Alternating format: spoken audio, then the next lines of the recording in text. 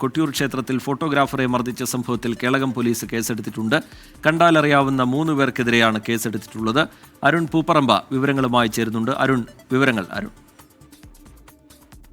ശ്രീജിത്ത്, ഈ സംഭവവുമായി ബന്ധപ്പെട്ട് മർദ്ദനമേറ്റ സജീവ് നായരും അതോടൊപ്പം തന്നെ കൊട്ടിയൂർ ദേവസ്വവും കേളകം പോലീസിൽ പരാതി നൽകിയിരുന്നു.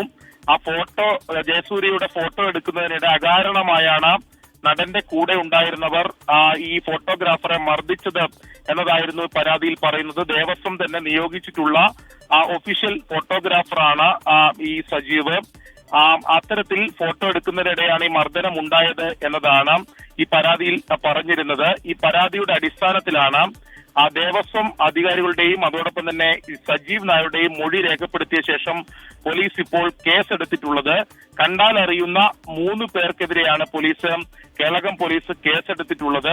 എന്നാൽ ഈ ഫോട്ടോ സഹിതമാണ്, അതായത് ഈ മർദ്ദിച്ചവരുടെ ഫോട്ടോ സഹിതമാണ് പരാതി നൽകിയതെന്നാണ് സജീവ് പറയുന്നത്.